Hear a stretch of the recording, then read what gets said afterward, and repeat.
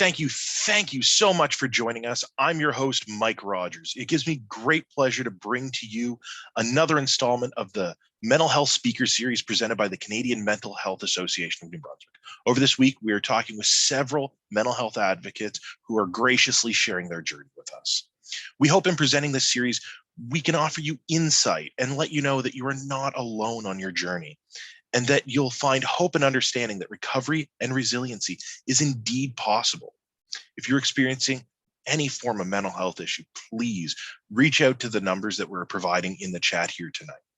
Also, during this presentation, if you have any questions at all, please just click the little Q&A button at the bottom of your screen, type it on in there, and we'll be covering them all at the end of the session. And don't worry, you can type that in at any time. We don't mind.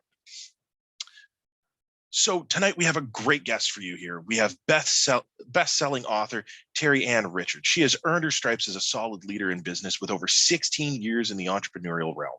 She has started, bought, sold, and partnered in numerous companies over that time. Terri-Ann is a strong and well-trained advocate for teaching female leaders and entrepreneurs to learn to put the mask on themselves first, after experiencing firsthand what lack of self-care can do to your life. She is someone who has seen the dark side of physical and mental burnout and understands that it's not if you fall from a lack of self-care, but when and how bad those effects are that matter. We're so happy to have you with us tonight, Terri-Ann. Thank you so much, Mike, for having me here. I'm really looking forward to sharing my story here with you guys tonight. Well, let's not waste any time. Let's get you right into sharing that story. Thank you again for being here. Awesome.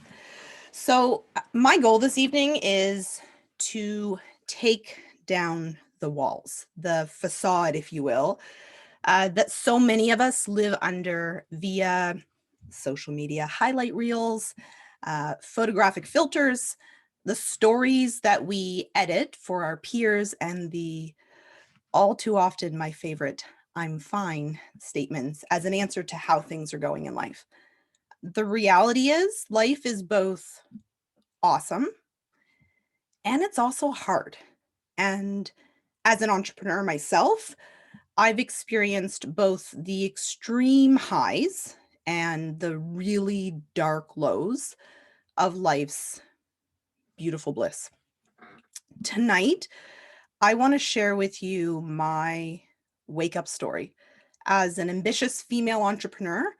A story that I've shared less than a handful of times with other people, but a story that I hope that just, like, if one of you wakes up to this and this changes the trajectory of your life, then this whole talk is going to be worth it. Before I take you down that road, I want to take you down a story of my history, the stories that created the woman that sits in front of you today. I think the beautiful thing about all of us is everything that you are, everything that you believe in, the perspective, the worldview, the way in which you treat others and the way in which you treat yourself, all of it is because of everything that happened before this moment. And so for you, I believe, to really understand why I made some of the decisions I made, why I was the human I was previous to today, I think you really need to understand a little bit about my past, the beginnings. So I'm going to take you way back, like way, way back. I know I look young. I actually am still young. I was born on September 8th, 1983. That makes me 37 years old today. I was born to Terri and Ann. That's how I got my name, Terri-Ann. Super original. I, based on multiple reminders from my mom, was cute as a button. Blonde, curly hair, big blue eyes, and a love of laughter and chatter. I still very much today love to talk. I was also born a daddy's girl, like a true blood daddy's girl. There was nothing that my dad could do without me wanting to be involved in it. And there wasn't much my dad could say no to when it came to me.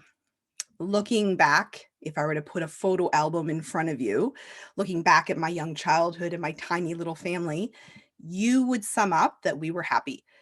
And the truth is we were. But as most of you know here on this call tonight, happiness isn't always constant, right? That just as happy as you are in this moment, you can be equally in the most pain, the most sadness, the most despair that you have ever felt in your entire life.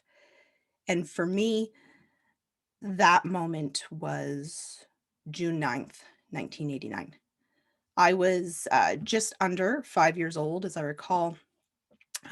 It was a Friday, and my dad came home from working his job at the mill.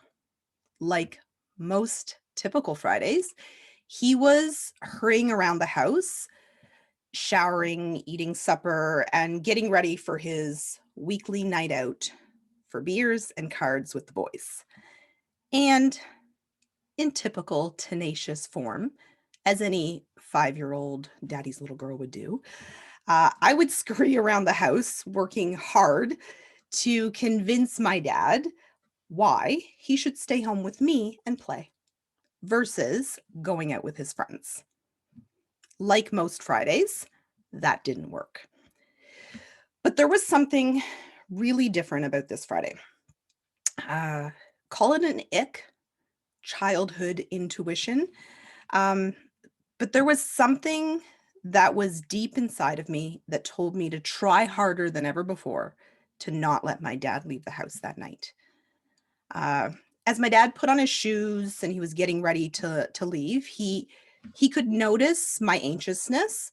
And so, like a good dad, he gave me a job to do to kind of help busy my mind. He said, when I leave tonight, I need you to shut the door behind me and lock it.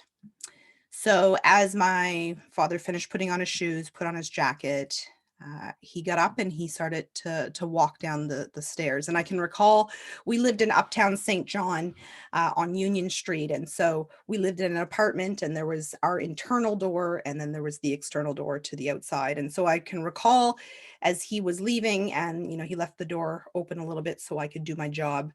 And I shut the door, and I got up on a stool, and I took the chain lock and I locked the door. And I could remember hearing the footsteps walk down the stairs.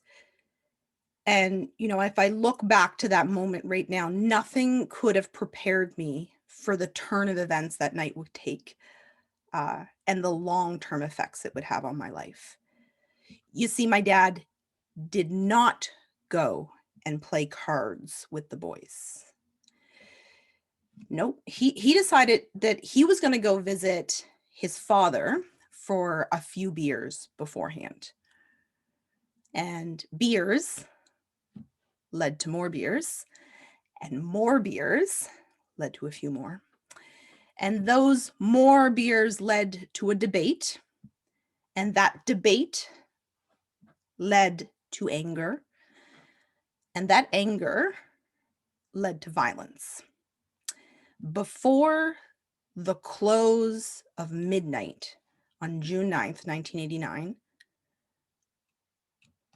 my father ascended to heaven and my grandfather descended to jail. You see, in my family, there's always been a really strong affection towards alcohol.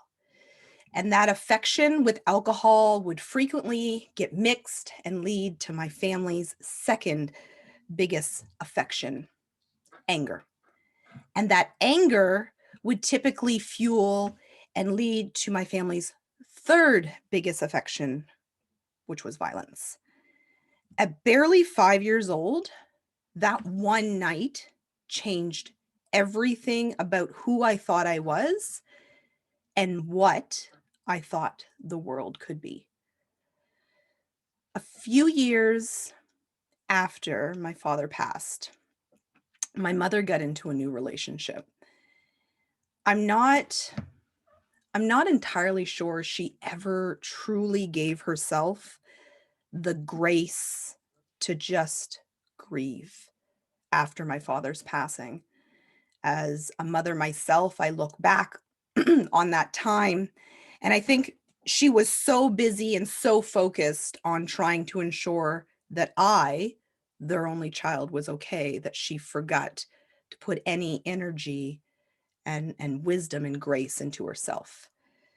I can't I can't imagine the weight of that grief that she must have carried and the struggles that she must have gone through trying to raise me on her own while trying to grieve the loss of the love of her life.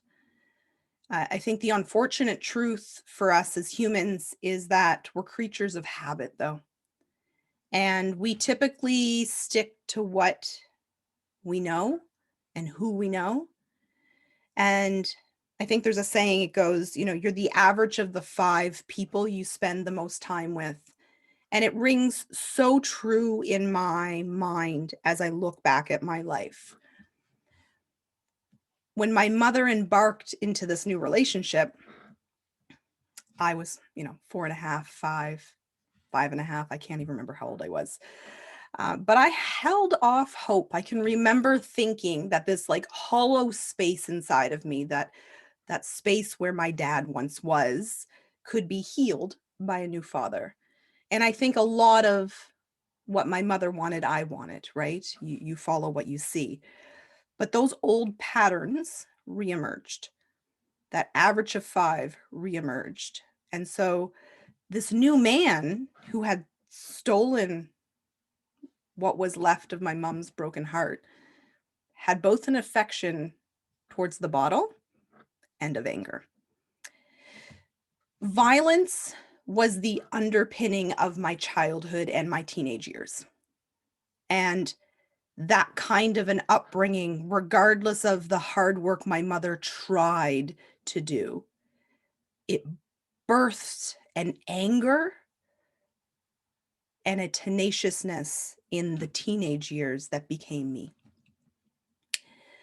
I spent my teenage years fueled by alcohol, drugs, schoolyard fights, a constant disregard for anybody of authority, and I had a true distrust in adults. The very people who were the closest to me as a child had hurt and harmed and caused so much loss in my life that how could anybody external to them be trusting, right? So I spent my years as a teenager engulfed in anger and a ton of sadness. I spent my thoughts frequently between I'm unlovable to I don't care about anyone or anything. If I allow anybody to get too close to me, they'll have the ability to hurt me.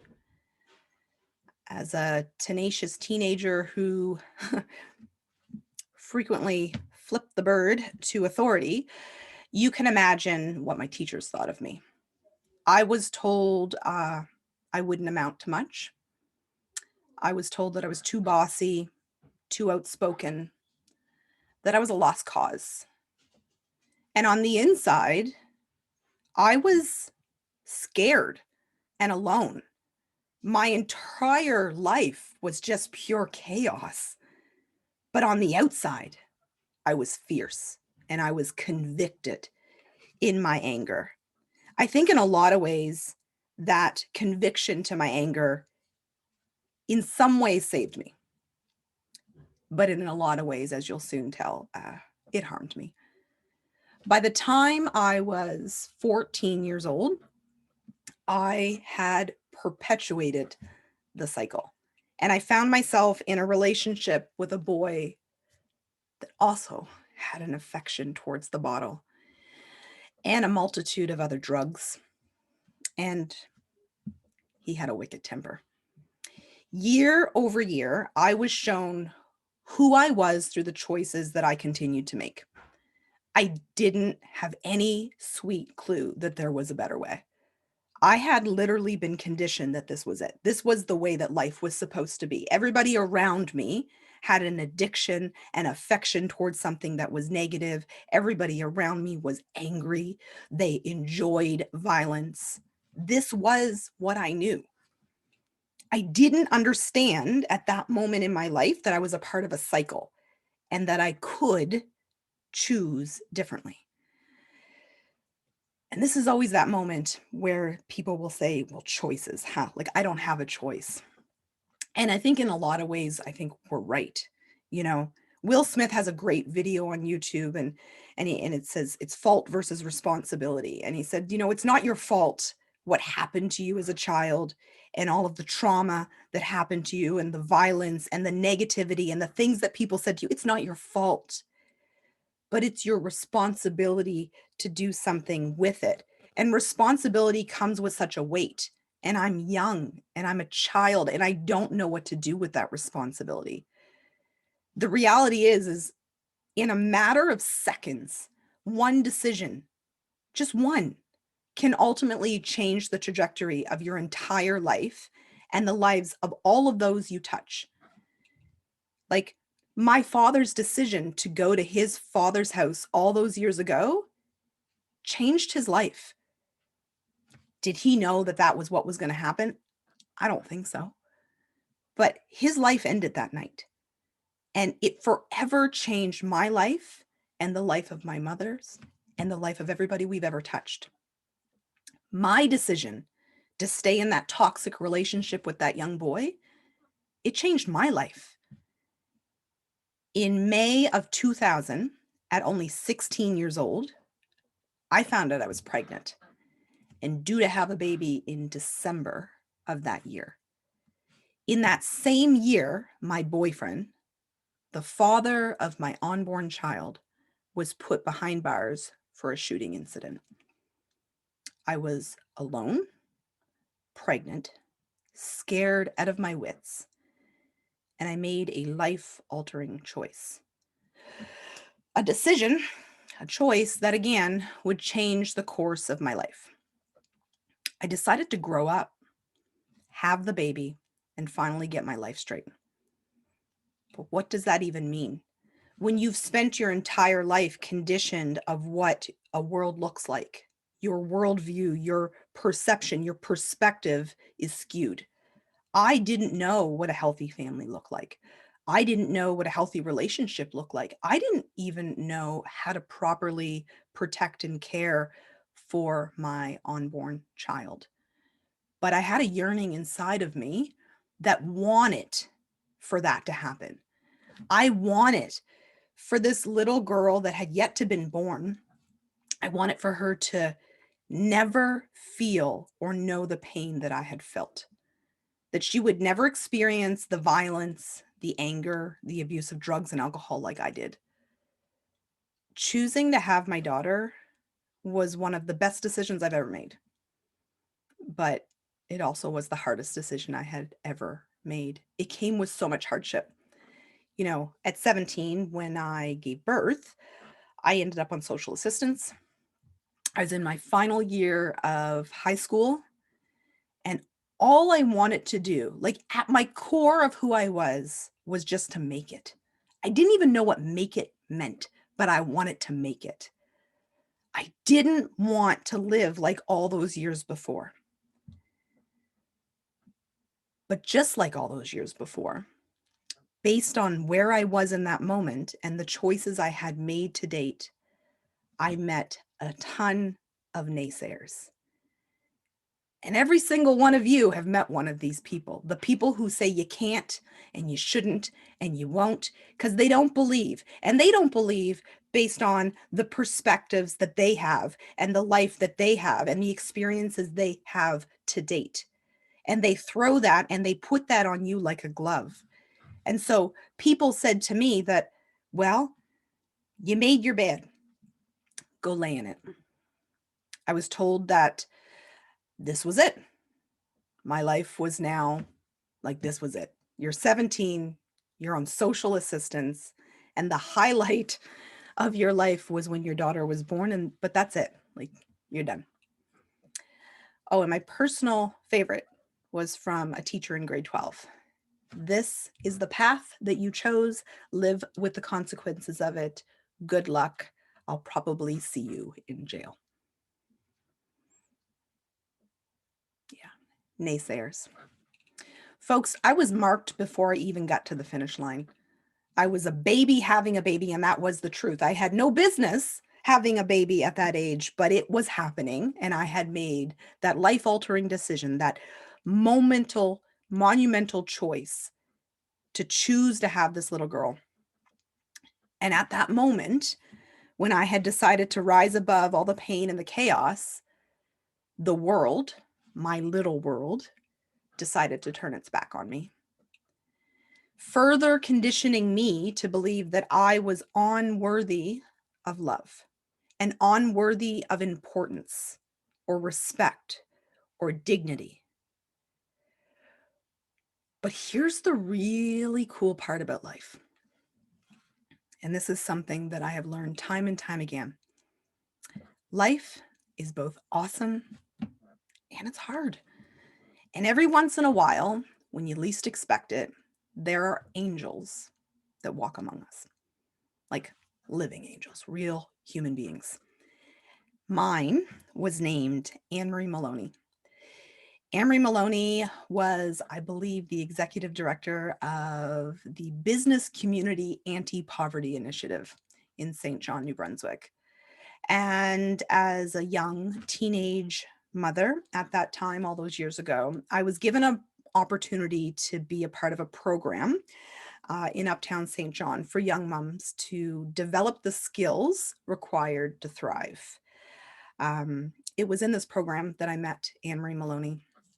And the cool part, as tenacious and fiery and the chip on my shoulder that I had, she took a liking to me right away.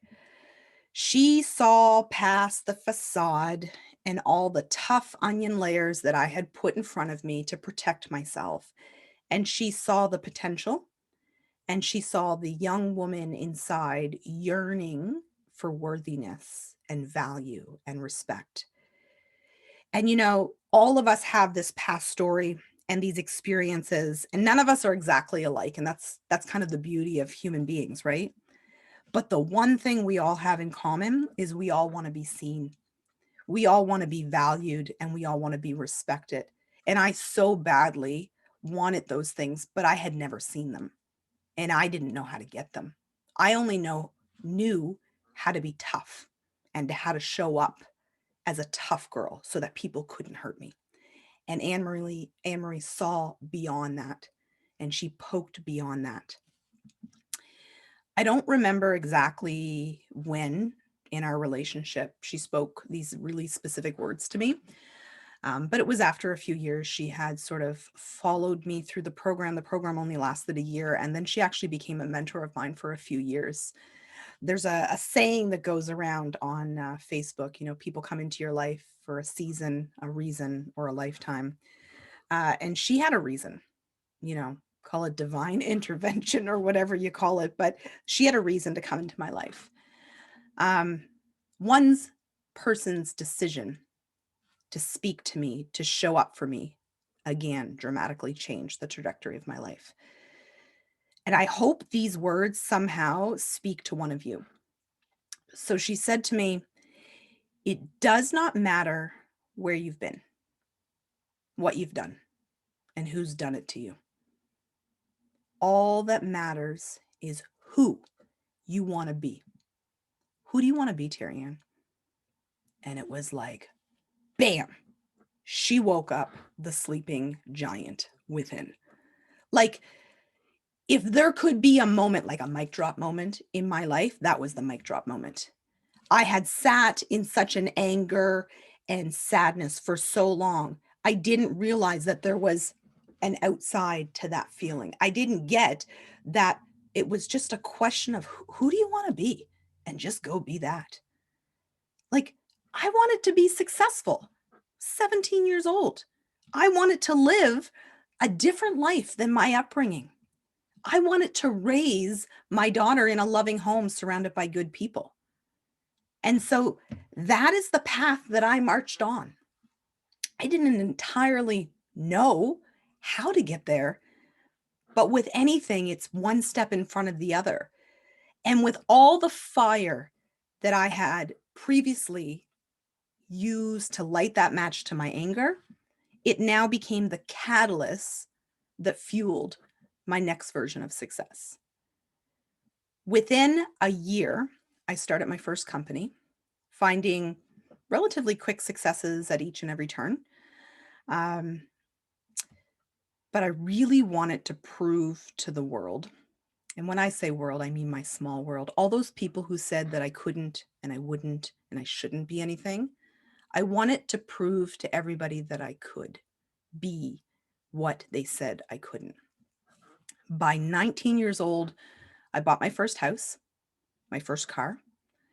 By 25 years old, I had a $750,000 company. I was 17 when I had my daughter and I was on welfare. Angry, not a good student, didn't go to university or college. By 25 years old, I had a $750,000 company. I was married to a lovely man who had accepted my daughter as his own, and I had a beautiful little boy to complete my family. Life was good. But my tenacious and ambitious drive drove me to always finding the next opportunity. I very frequently pushed forward in my personal development, was taking lots of courses. Anything that could always have me leveling up, I was doing it. I, again, was continuously trying to prove to them, none of them were watching, but I was trying to prove to them and to myself that I was worthy of love. And I had never once just kind of sat still and thought, I did it. I made it. I can calm down now. I can relax now. No, I kept pushing forward. I was accepted into the Wallace McCain Institute Entrepreneurial Leaders Program. I was accepted into the 21 Inc. Leaders Program through the province of New Brunswick. I would say at 25, 24, 25, 26, I was at the top of my game. I held a really tight secret though. I was so afraid to fail. I played to everybody's needs.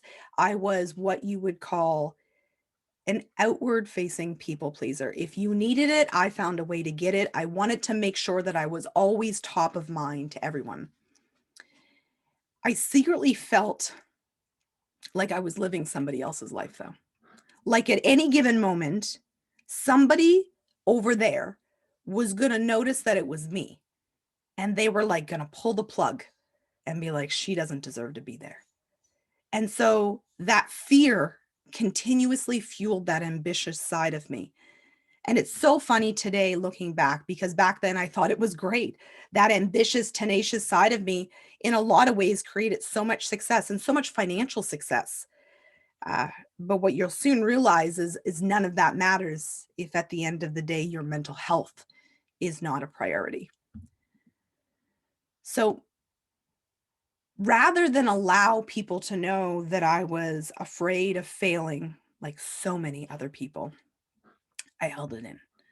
I couldn't bear to be seen as weak. I had been raised my entire life that weakness would cause more harm. So in my family, you had to be fierce. You had to be strong.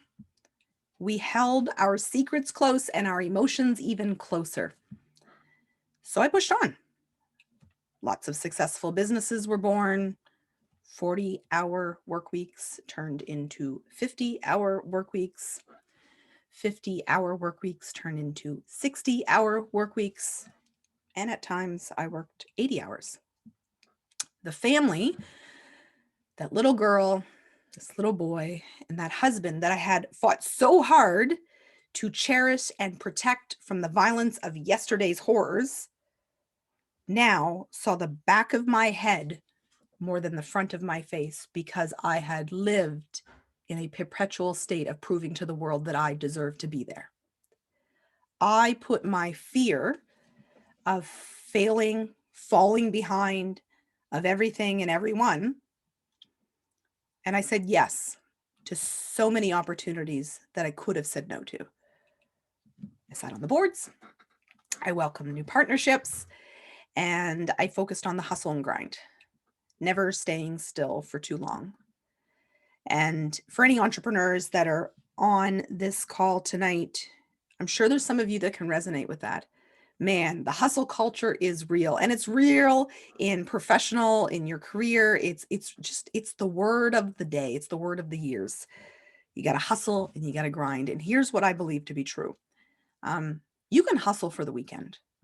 You can pull an all-nighter every once in a while, but it's not sustainable. But the reality is based on my upbringing, it filled me with a resiliency, and that resiliency had me almost numb to pain, to trauma, to loss, to chaos. And so in a lot of ways, I think it numbed me to the truth of the inevitable. I think the reality that I didn't understand then, that I so innately understand now, is that we are born as human beings. Focus on the word be. But we get lost as human doings. I have never been taught, just like a lot of you, to just be with myself, to be inward, to focus on me.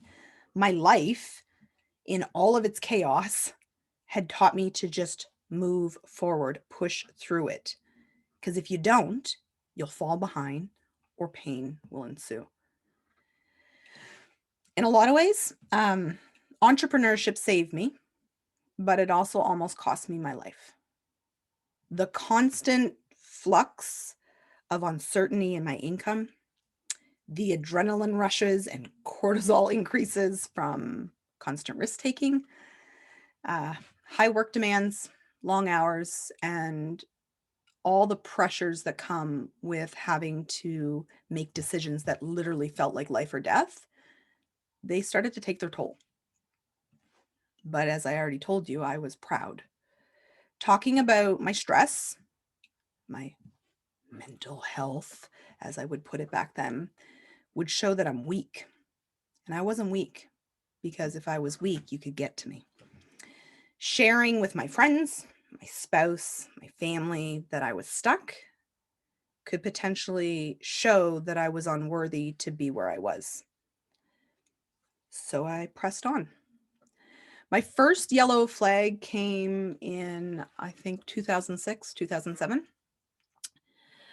It happened slowly. It was just, constant worry, constant stress. My appetite started to change. I could no longer eat just a basic meal without feeling nauseous. And so over time, I just started to lose weight. And I looked really sick, was constantly fatigued, and stress and worry were just a consistent burden in my life. That was just, sort of the stuff you thought about over coffee and then wine at night. I started grinding my teeth at night, which ended me with a severe case of TMJ in my jaw. I was irritable, moody. I started getting migraines that would wake me up in the middle of the night. My stomach was in a constant state of knots, and my digestive system all but shut down. I chalked it up to entrepreneurial stress, and as I had done for most of my life, I pushed it aside, focused on what was in front of me, and I pressed on. My next flag, I'll call an orange flag, was shortly thereafter, maybe a few months. I was chronically exhausted. I started to miss targets in my business. My memory started to fade, and I lacked that overall get up and do it, the ambition, the passion that I typically had in business. My mood swings basically move from every once in a while to a lot more frequently. I started to struggle to fall asleep. I had to take medication to fall asleep. Just worry about nothing and everything all at the same time. Heart palpitations and anxiousness about my days. There was nothing big. And I think that's the thing that I have to remind people, is there was nothing big happening. There was no momentous moments that were happening in my business. I wasn't losing a bunch of money. It was just a pure neglect over such a long time of stress, and all of the things that had happened that I had avoided that finally started to bubble up. And yet still, when I would show up at a meeting, hang out with friends, show up for a sales call, I smiled, showing the world that nothing could stop me. And I kept pushing against all the angst inside of me. The reality is, back then, self-awareness wasn't really a skill I had. So I pressed on. And so many of the yellow and orange flags continued. There were lots of other moments that I won't bore you with.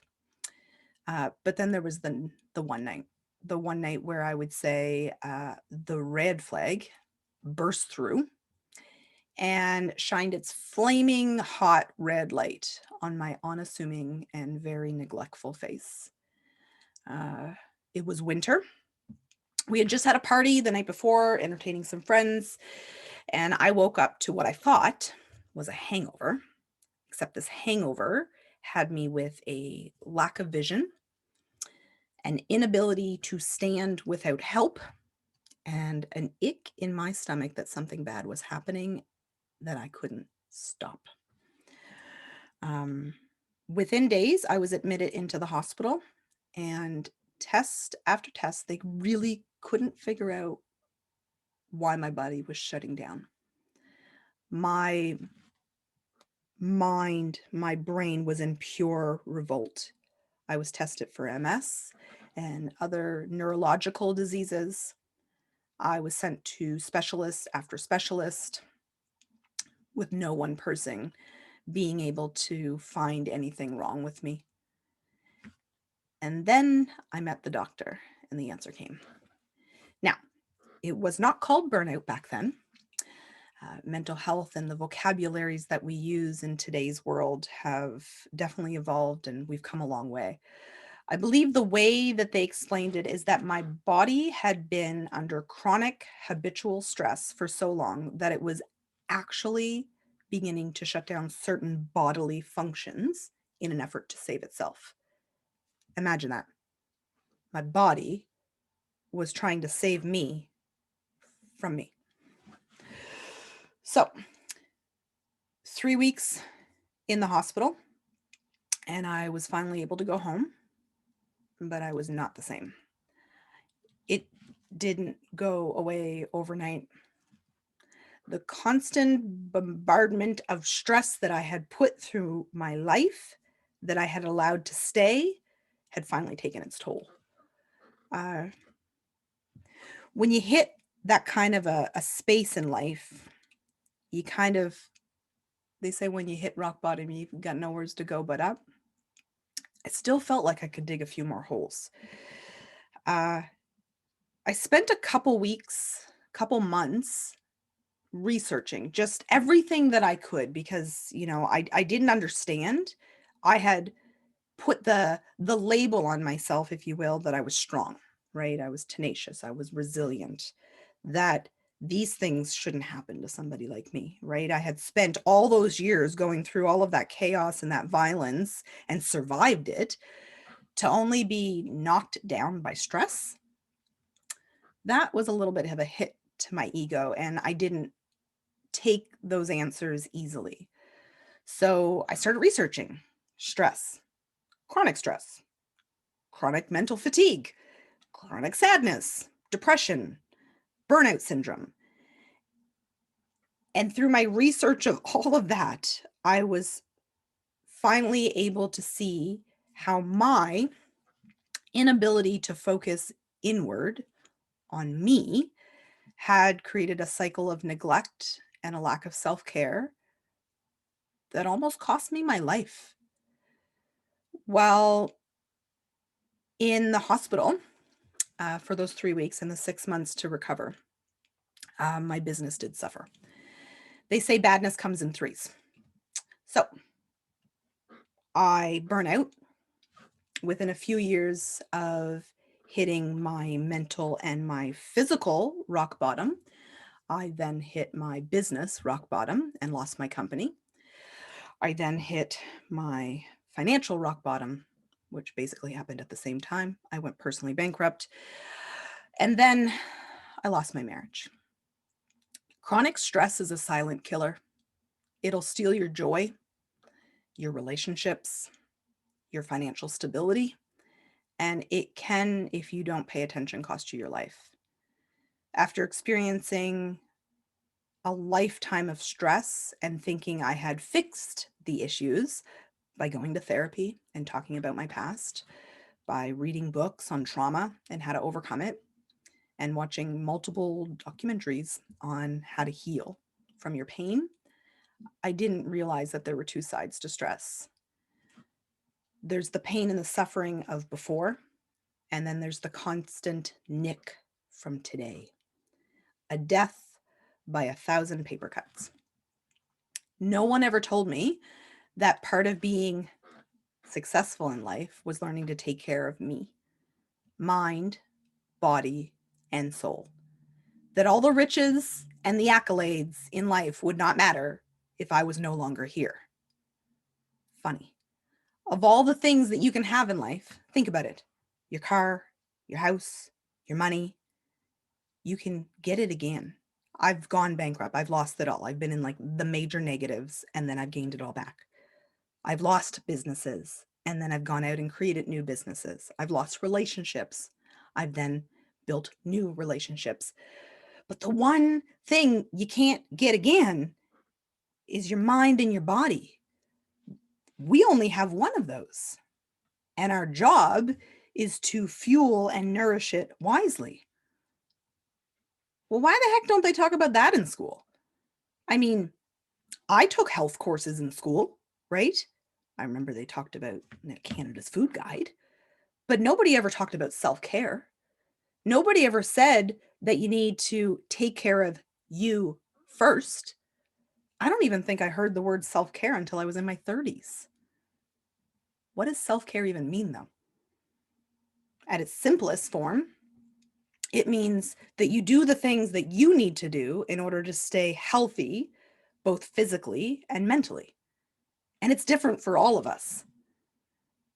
I, unfortunately, like a lot of you, was burning the candle at both ends, and that came with significant consequences to my life and into my health. We've been conditioned our entire lives to put other people first. For most of us, some of us, it's ingrained more than others. We're taught to calm down, not show emotions, sit quietly, don't air your dirty laundry, don't tell people what's going on. And as parents, we're conditioned to put our kids first.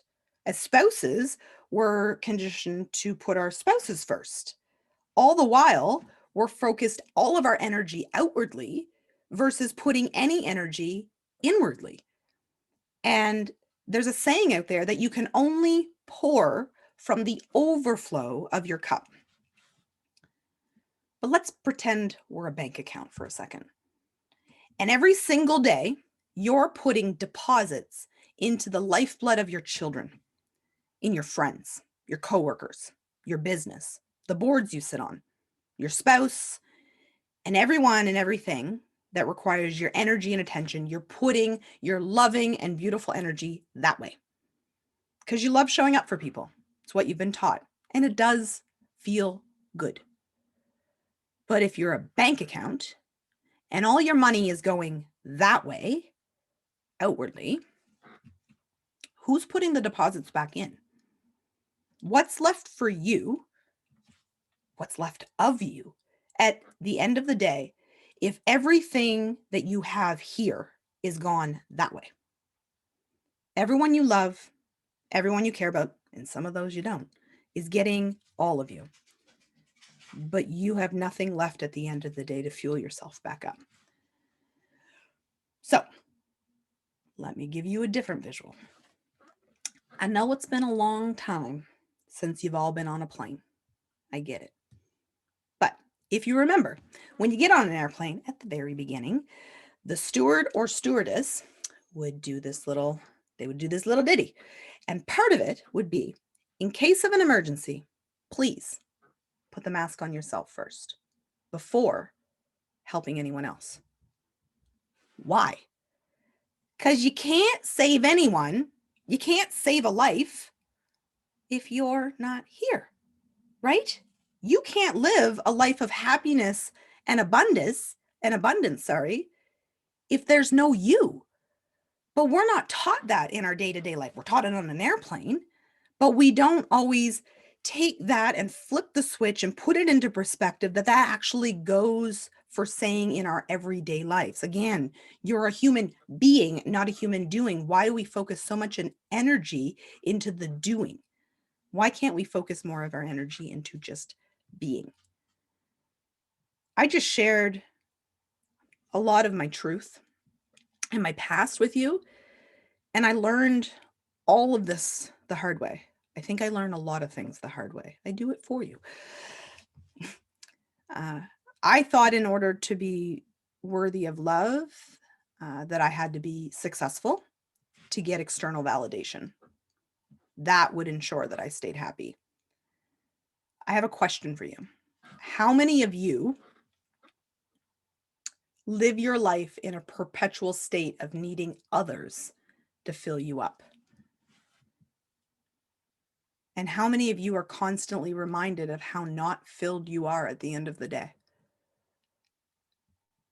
What would happen if you flipped a switch and you started to make you a priority first? What would happen if you put the mask on you first?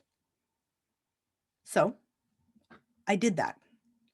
After all of those trials and tribulations, after all of that chaos and all that research, I made the decision after all that pushing and that hustling to just be.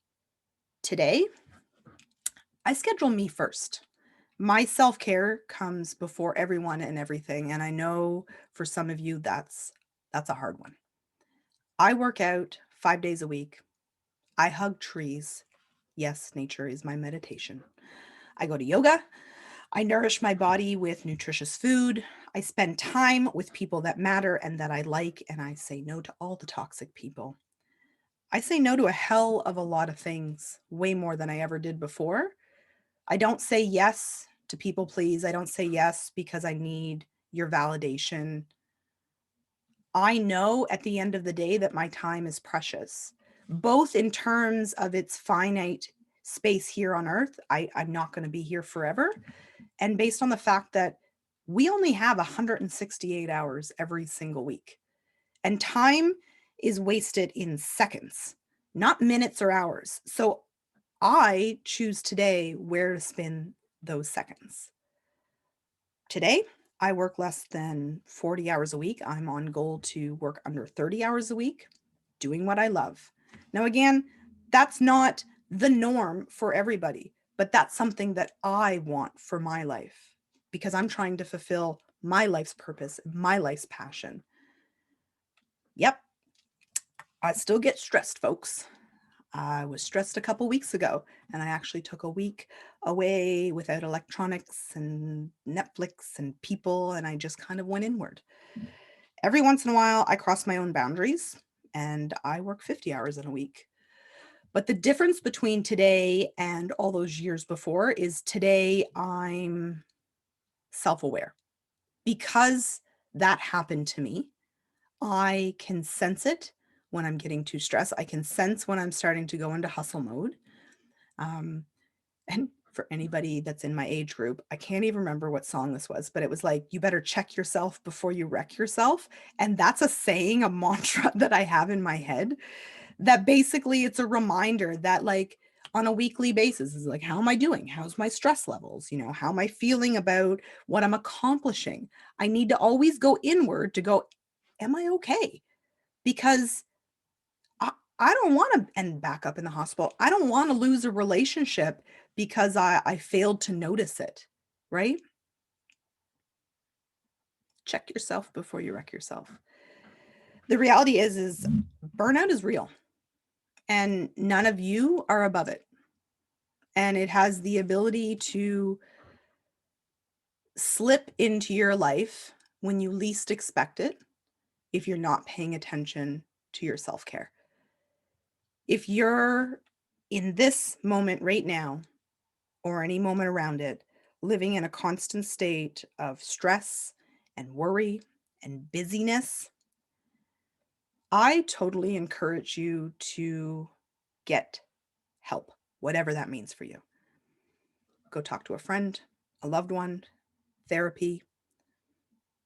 Read about it online. There's lots of books, literature, YouTube videos on burnout, on chronic stress. Whatever it is that you need to do to take care of yourself when you're at the beginning of that yellow flag mode that I was talking about earlier, do it before it's too late. It's not something you can avoid.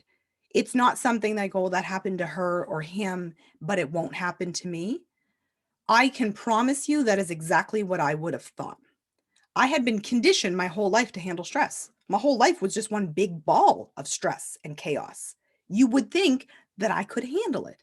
But the reality is burnout exists because of chronic stress. It exists because we had stress here, and then we had stress there, and then we had stress there, and there, and there, and there. And there's a stacking effect that happens, and our bodies are just not built for this. Our bodies are not built to be in a constant state of stress and chaos. We need to take time to reset and rejuvenate and go inward and focus on what matters and not what doesn't matter. So today, I make it my personal mission to work mainly with female entrepreneurs and leaders on educating them to put the mask on themselves first so that they do not ever have to live through some of the chaos and the failures that I have. And I encourage any of you that are feeling just a smidgen of what I've been through to do what's needed. Thank you for listening. Thank you so much, Terri-Ann, for sharing that with us. I really, really, truly appreciate that. As someone who's worked for myself for about 10 years, a lot of what you're saying, I resonate a lot with. I hear a lot from other entrepreneurs. And one thing, as you're describing it, and exactly how you're telling the story, I never considered how much the hustle becomes an addiction. The story sounds just like an addict telling their story about their addiction. It could be a narcotic, but in this case, it's the hustle. And with things like that, have you ever found that yourself relapsing before maybe you've caught it into that addiction? And how do you pull yourself out of that when you don't notice you're starting to go back down those bad habits? 100%. If I'm being completely honest with you, it just happened this year. So, 2020 happens, pandemic happens, all of a sudden you're hanging out every single day in front of a screen just like this. And you're working from home, and there's 24 hours in a day. And I'm at home alone, and my son is only here every 2 weeks. And I started to work 8 hours, 9 hours, 10 hours, 11 hours in some nights. And previous to COVID, I would take every quarter. And like I said, I would do sort of like an electronic reset. I would just shut everything off. Sometimes I just stayed home, but shut everything off and just kind of go inward and reset. I didn't do that in 2020. And by the end of 2020, in the beginning of 2021, I was feeling that. And the difference between now and then is I went down that path, and then I recognized that my body was like, I wasn't sleeping well again. I was starting to get anxious. My appetite was changing. And I went, uh-oh, what am I doing? And I did the, better check yourself before you wreck yourself. And I just was like, okay, what's not working? And I went inward and I thought, okay, I need to book a week-long retreat, and I need to slow it down again. I'm starting to work more hours. And so I slowed it down. So I'm not perfect, but I can honestly say that I notice it today, whereas obviously I didn't notice it before. When you're aware of something, that can make a huge difference. Yeah. And just a tip, it's Ice Cube. That's the song Check Yourself. Is that what? That is 100% it. And the full line, actually, if you do that, and the next line is, you better check yourself before you wreck yourself. I'm bad for your health. Oh yeah. So it applies even better when you go deeper into the song. That's so good. Yeah, there a lot of the song you can actually translate real well into mental health. Love it. I just want to remind everybody out there watching that you can definitely drop some questions in the Q&A. We're going to start rolling through some of them in just a moment. I have another actual question, might be a little personal. Yes. You were talking about anger issues through your family, and a lot of that feels very hereditary on a lot of scenarios. And you talked a lot about being angry. What steps have you yourself done to try to help with your anger? I assume you just didn't leave that out hang there, do everything else and not leave Yeah, that. I'm still just super angry. No, I actually, many years of therapy, definitely was at the beginning. And just learning to almost like go inward and ask the question of like why I'm mad. Because a lot of times, and I think the word that a lot of folks will use is trigger, right? Like you get triggered by something, and a lot of it is just based on past conditioning or an experience you've had in the past. And so I still get angry, but the way in which I react to my anger today and the way I would have reacted when I was younger is a lot different. But I would say, over 6 years of therapy, a lot of reading, a lot of mentors that have gone through similar stories or just have had anger issues themselves that have given me really good, solid advice. And now it's, I accept the emotion when it comes in, but I ask myself, like, why do I feel that way? Like what is the thought that's in my head right now that's creating this emotion? And usually it's because, I feel disrespected. I feel that you think I'm unworthy. It's all of those old emotions that come back up. And then I'm like, wait a minute. Like, A, does it matter? Or B, is that really what that what they believe, what they think, right? Yeah. All right. Well, we've got some questions that are rolling in, so may as well let the people get their answers to what they're asking. So we have one. When you said that you worked with women leaders, how do you do that? Is it workshops? Is it retreats? Like, how are you doing that? It's all of the above. So I am a leadership development coach. I work with leaders and entrepreneurs globally. Specifically here in Atlantic, Canada, I work with LMI Slight Edge Group, and we have a slew of programs that help individuals just like myself, just like a lot of you, go inward, focus on self-leadership, focus on how your day-to-day is set up, put more effectiveness into your world, and let you go into the heart center of you and the future you. And we do that through group coaching programs. I do one-on-one coaching as well, but group coaching is definitely where I would say the most transformation happens. Excellent. We've got another absolutely fantastic question here.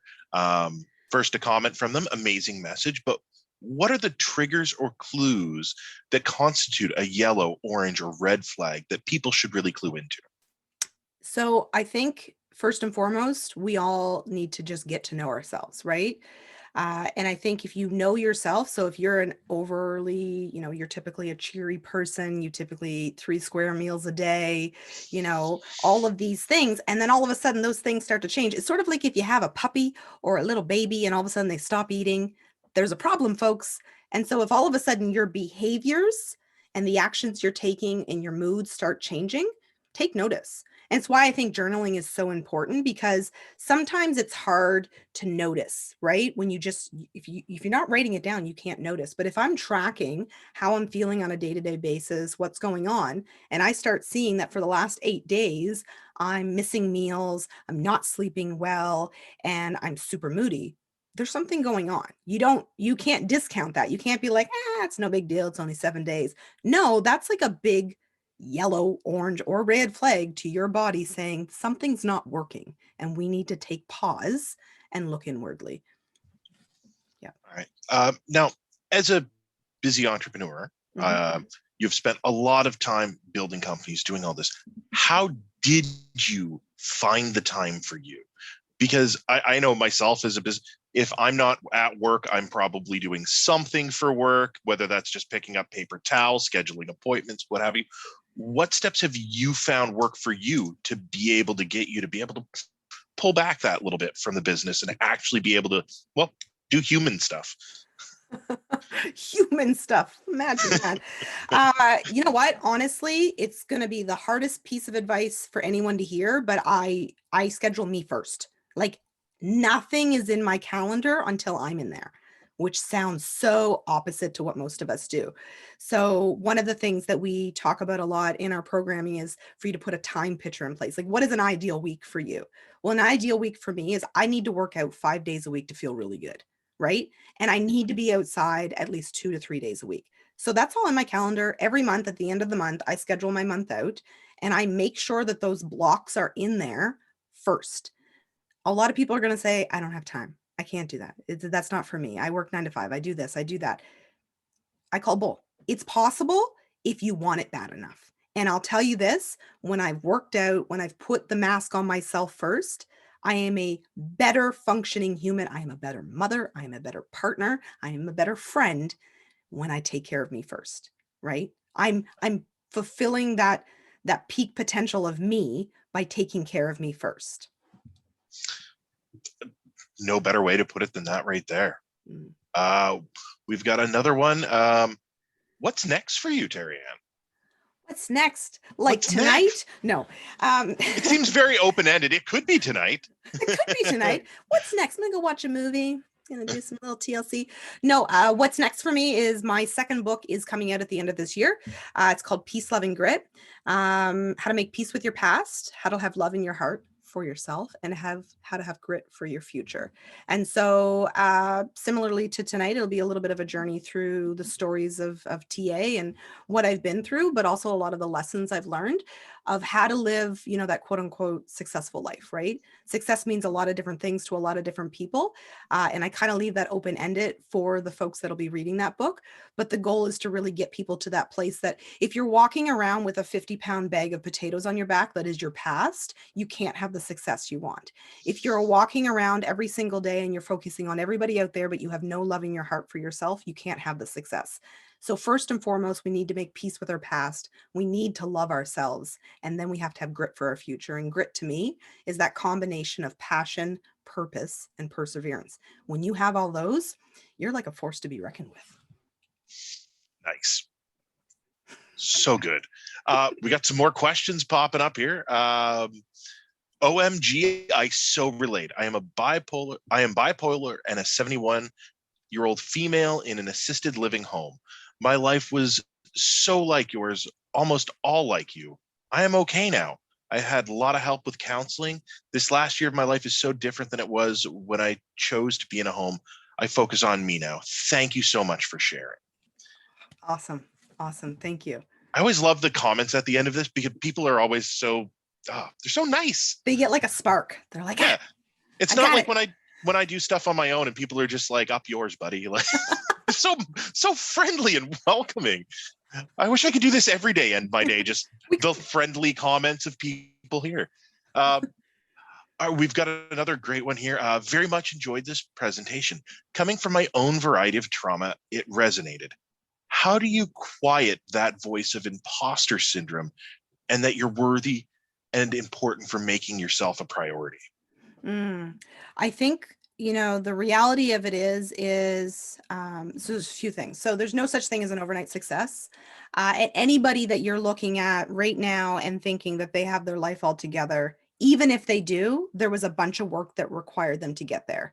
And so imposter syndrome is just a feeling of unworthiness, right? I'm not worthy to be there. And as you know, I've had it for many, many years. But every time you do something great and somebody says something like, great job, you've moved the needle a little bit further and you'll never look back thinking I can't. And so I think we need to put ourselves in a position of being surrounded by good people, by positive people, and ask for feedback, constructive feedback from others in our world, right? Because the more you realize the impact you have on people, the way in which you show up in the world will change every single day. And again, we are changed in seconds, not minutes and not hours. And so if you can literally move the needle just a little bit further every single day, if today when you wake up, you decide that I'm going to be 1% better by the time I go to bed tonight, that is an improvement every single day.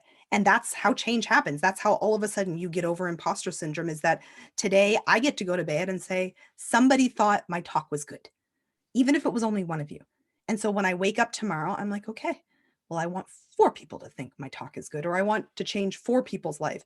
And all of a sudden I get that feedback. And over time, you start to think, hey, I might have worth in my way that I show up for the world, right? So I think you need to look for people in your life that you can get that good feedback so that you're always moving the needle forward in belief in yourself.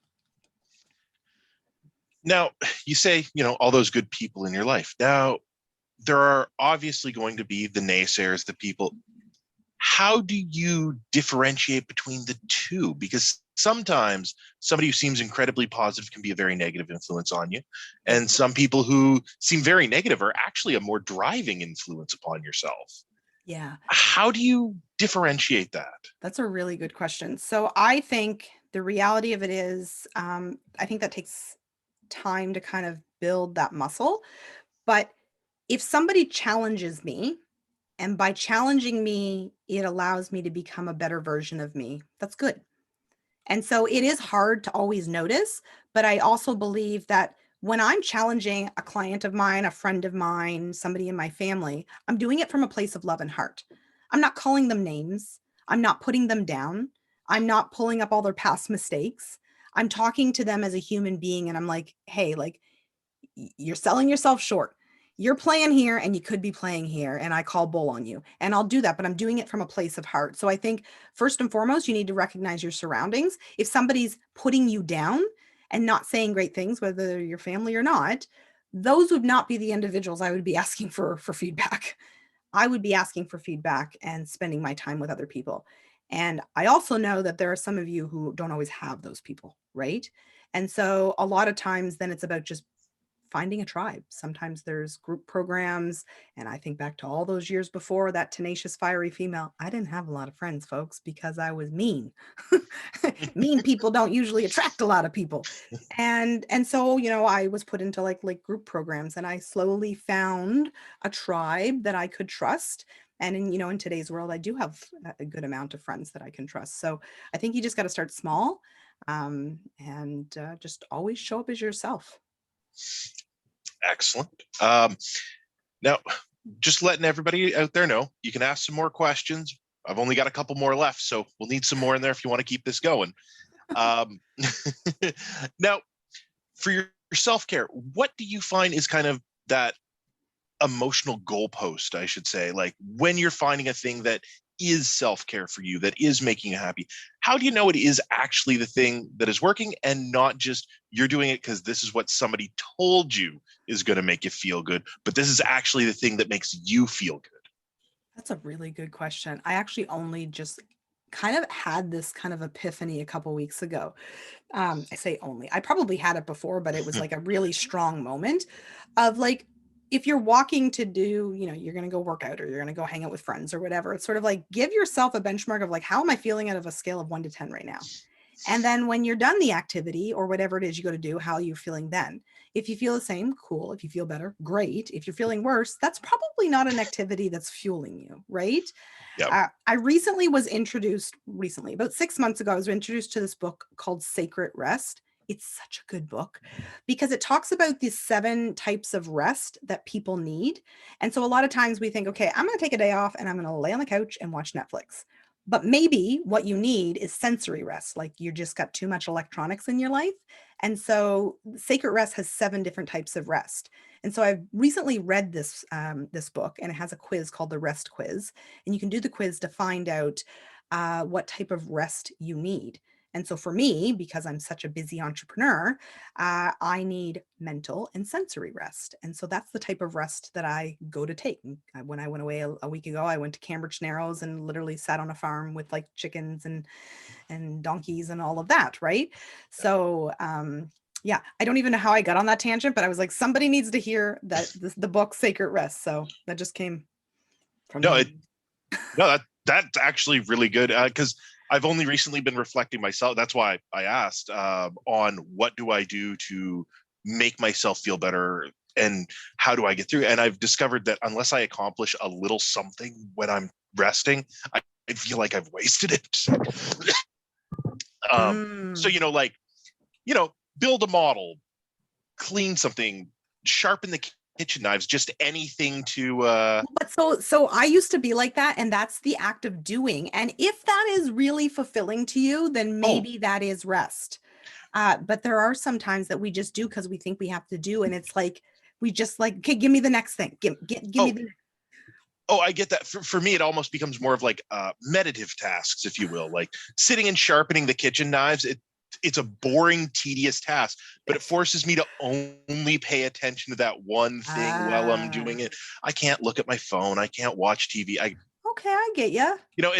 And I found it so hard to take, personal time without having and be like, well, no, I've got to do this. I've got to do. It's like, nope, I'm doing this thing because I know I won't be able to do anything else but it for a while. Goodbye, sensory overload. I love it. Oh, we've got some questions in here. I often feel guilty for feeling stressed or asking for help when others need me. And I have it much worse than I do. It almost feels wrong to ask for help or take time for myself. Do you have any advice for getting over this? That's a really good question. I think, again, you're just building a muscle. There is absolutely nothing, like nothing wrong with taking care of yourself. And the reality of it is 100% of humans feel stress. Like stress in some ways is a good thing. That's what science says, right? But too much stress is a bad thing. And what stresses me out and what stresses Mike out and what stresses you out are all different, right? And we all have different levels of stress that we can handle. And so I think it's sort of like trying to compare your past traumas to somebody else, right? There is no comparison. There's no comparison in stress. There's no comparison in past traumas. There just is. And I think when you wake up and you look at your life, some of us are going to say it was a great life and some of us are going to say it was a mediocre. And if you compared the histories, somebody else might think, well, you guys are both just not making any sense. The reality of it is whatever you believe to be true is true. And so if you feel stress, then you're stressed. And you need to do what's necessary to take care of yourself first so that you can be the awesome human that you were meant to be, so that you can be, if you're a parent or a spouse or a friend or a worker, that you can show up in your awesome space and your awesome self. You can't do that if you don't take care of yourself. So I don't think there's any harm or any need to feel like you're being selfish or that you should feel guilty, because the reality is for you to be the you that you were meant to be, you need to take care of you. That's actually, it's remarkable the things that stress people out versus the things that don't. I think about myself like, oh, my car is on fire. That's occurred enough that it doesn't bother me that much anymore. Yet figuring out what to eat for dinner is the greatest task of my life. 100%. It's 100%. just, Mike, if you invited me to go somewhere this Saturday and you didn't tell me exactly what we were going to be doing, I would be so stressed. I'd be like, what's the plan? I need a plan. Yeah. And you'd be like, no, we're just going to go with the flow. And I'd be like, no, my heart's beating real fast. I need to know the plan. That's what stresses me out. I need a plan. No, I understand. I'm not so much, I love going with the flow of things, but I need to know where the end destination is. It's like, all right, we can have an adventure where we're going, but if I don't know where I'm going to end up when we're done this, I'm done. I'm out. I'm out. Going home. Don't wanna. Arms crossed. Yeah, I'm going home because that's my end destination. And I can control that. Exactly. It's all about finding the control, right? It is, yes. We've got another one here. I needed to hear about the book Sacred Rest. I actually needed to hear that too. I'm very curious about this book. I knew somebody needed to hear it. And the quiz is called restquiz.com. Restquiz.com. All right. Yeah. After this, I will definitely be looking into that because it sounds fascinating. And I also love the little quizzes that help you figure out aspects of your life. I don't know. It's another thing to just they help you go inward. You got it. And it's a terrible direction to want to look most of the time. It's like, no, it's scary in there. It's like scary. It's like a haunted house or something. It is, but it's so miraculous once you open it up and look and you're like, oh yeah. This is me. Yeah. Once you get past the Hall of Mirrors, you're fine. We've got another one in here. I have a son with extreme anxiety. He wants a life that he is too shy and nervous to go after. How can I give him the confidence to make his own decisions? I'm trying to step back, but see him postponing his goals because he just doesn't have the confidence. But at some point, he has to step ahead on his own. That is a great question. So depending on how old he is, I would say we all are conditioned to win. We like to win. We don't like losing, right? And we will avoid failure and losses at all costs. Actually, we're more motivated to hit a goal based on avoiding a loss versus gaining a benefit, right? Like if I say go streak down the street to get $1 million, some of you are gonna be like, oh, I don't think I want my bare butt on TV for $1 million. But if I say, go do it, or I'm going to take the money that's out of your bank account, you might go do it because you don't want to lose the money that you have. So all of that to be said, find out the little things that he wants. So if he has big goals, big ambitions, whatever those are, what are the little things that he wants to do that will help him to get there by avoiding not getting there? So whatever those little, because he needs a few little wins, right? If the goal is this big, how do you chunk it down into little bite-sized pieces so that he can have small little wins, get a little bit more confidence, have a little bit less anxiousness, and be like, okay, I got that one. What's the next milestone? Win at that, right? And then win at the next one. If we look at the picture from this big, it's sometimes it's too big. Sometimes it's too big for big grown adults, right? But if you chunk it down into little bite-sized pieces and he can have a few little wins, it's the little wins that build the confidence. But find out what's the benefits to be gained and what are the losses to be avoided based on whatever it is that he's trying to accomplish. And by nature, he might be more motivated to take action. Excellent. And we just got an update. He's 26. So if there's anything specific to that age range. Oh, he's ready. He's ready for exactly that at 26 years old. Yeah. I'm not much of a sports person, but sports analogies are fairly common in linguistics. So I always looked at things like if you have a big goal, like winning the game, you need a lot of little victories to get there. Yeah. Right from finding your cleats to go out the door to showing up to the field, like every little step, every little win gives you the big win, because the big one's really just a bunch of little wins all sewn together. Well, and if you think about it, it's like, so if the goal is to win the game, if the goal is to make $1 million, if the goal is to finally write the book, that means absolutely nothing. There's actually like a path to get there, right? Like I don't get to show up, although I'm never going to become an NFL player. But if I wanted to be an NFL player, I don't just get to show up at the field and be like, hey guys, I'm here, right? Like I need to, I think, be a boy. And then, you need to like know how to play football really, really well. And you need to have the equipment and all of these things need to happen. There's a plan from here to there that needs to happen to get me to the outcome that I want. And I think so often we focus on the goal and we forget that there's like a plan that has to happen before that, which to your point is all those little milestones that you need to hit to get there. Yep. That's why there's no such thing as an overnight success. It doesn't happen. It really doesn't. Unless you are incredibly lucky and had a lot of other wins in applicable equivalents. Even one of them required like a lottery ticket to be bought. Something happened first. Yeah. All right. So it looks like we've got one question left. What advice would you give to help a 15-year-old child that seems to be like you were at her age, just not pregnant? Okay, just not pregnant. That's good.